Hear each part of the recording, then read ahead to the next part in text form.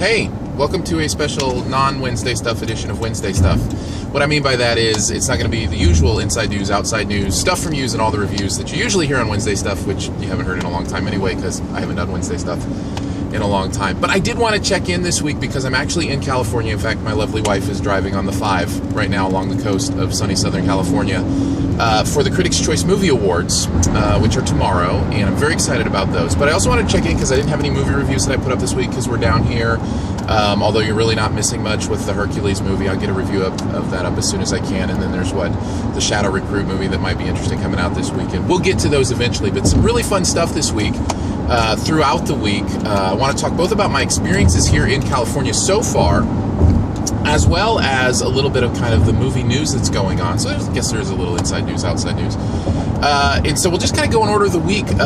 This weekend had the Golden Globes, which of course is a big thing. And there's not a lot to take away from that. A lot of the usual winners. I think it kind of solidifies 12 Years a Slave as the front runner for the Oscar, which we kind of knew.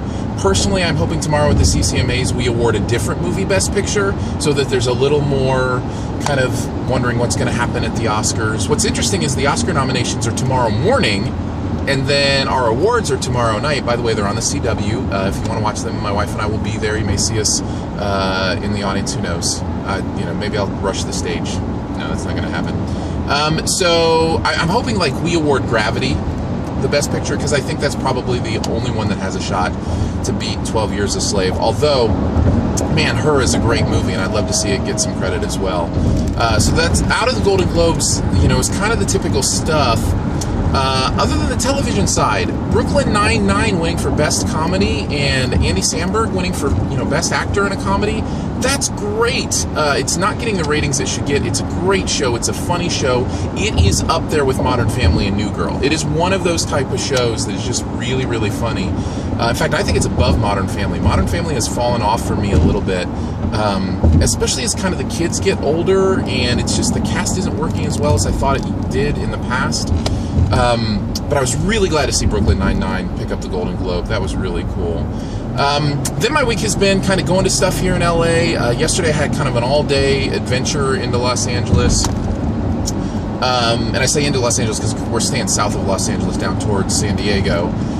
But went in the morning and did a taping of The Price is Right, which, let me just tell you, if you don't have every ounce of crazy in your bones, you're not getting on The Price is Right. I mean, we're in line, and these people are insane, and they have to be to get chosen to come on down so that they know that they'll, tackle Drew Carey on stage and all that kind of fun stuff. It is fun to watch the taping, and I like the little production stuff, like when he records promos for other stations. I think that kind of stuff is fun. When he has to record audio pickups for shows that are about to air. I don't know, that little stuff excites me in kind of that curiosity way. But the show itself is fun too, to be in the audience. Although I have to tell you, if you're in the audience for Price is Right, you're not going to hear very well. It is very, very loud in there. So you just kind of have to, gauge what's going on by the screen in front of you and what you see on the stage. Because, man, it is noisy, and they want it noisy in there. That's the other thing you learn about these tapings is how much they pump up these crowds and the incentives they give these crowds to be exuberant. And I'll just go ahead and talk about going to a sitcom taping last night, which is Last Man Standing, which, by the way, is the only laugh track sitcom that I watch because I give Tim Allen the benefit of the doubt when it comes to laugh track because he's worked with it for so long. It just seems normal for him, so it doesn't stand out to me. But I was in the audience last night for an episode that'll air here in the next couple months. By the way, my Price is Right episode will air March 12th, and at the end of the episode, you might just see me winking at the camera. I don't know. It was really close, and I decided to wink. I don't know why, but it might happen. Then with the Last Man Standing taping, they're paying the best laughers. They're giving prizes between every scene. And I just got to thinking, that's why it sounds so fake. That's one of the reasons it sounds so fake is because people are laughing not because they think something's funny, but because they're taking part in an experience. Does that make it wrong? No, but it just seems a little bit unnatural. And so that's kind of what I experienced last night. Now, on the technical side of things, I loved it. Loved watching the recording, loved watching these professional actors work in that live environment, it was absolutely stunning. And Tim Allen is just a pro. And he would do different takes and do different line readings and throw out different jokes and different, run-throughs. And he was always great off the cuff when, a scene would break down and, kind of do the outtakes kind of thing. He was just hilarious. He even played the camera a couple times in scene, which of course they can't use on the show, but it's fun for us there in the audience because he's playing right to us. He knows they'll never use that in the show. So it was really fun, and I really enjoyed that. I didn't realize they were going to serve us pizza halfway through because it's such a long experience. That's the other thing. If you ever do tapings like this, be ready to wait. The Price is Right experience lasted a good 4 to 5 hours. The Last Man Standing experience was a good 4 hours. My understanding, I'm going to see Jimmy Kimmel today. So tonight, you might see me on Jimmy Kimmel, or see Jimmy Kimmel as I see him live. You probably won't see me, because I'm just not a rush the stage kind of guy. I don't like being in jail, for one. But my understanding is that's going to be like 4 hours. So you kind of have to understand that this is a long process to do these things. It's not like you go watch a half-hour show and be done with it.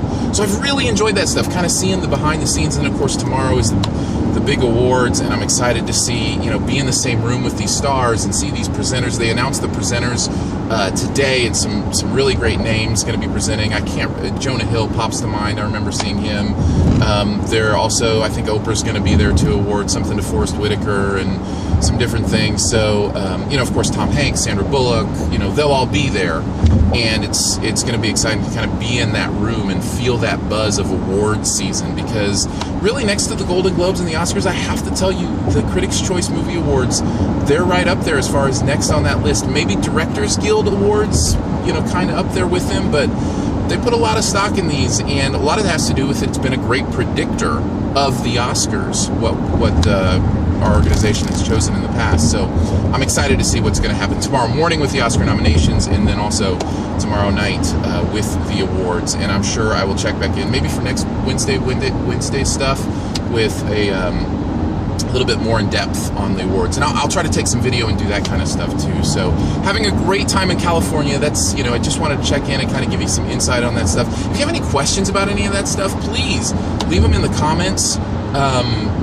This has been a really neat experience for me, and I'm excited to share whatever element of that I can with you. So on my way to see Jimmy Kimmel, and I will check back in with more maybe next Wednesday on Wednesday stuff. But man, sunny Southern California. So you can see it in the back. You see palm trees? Look, there's palm trees zooming by in the back. It's amazing.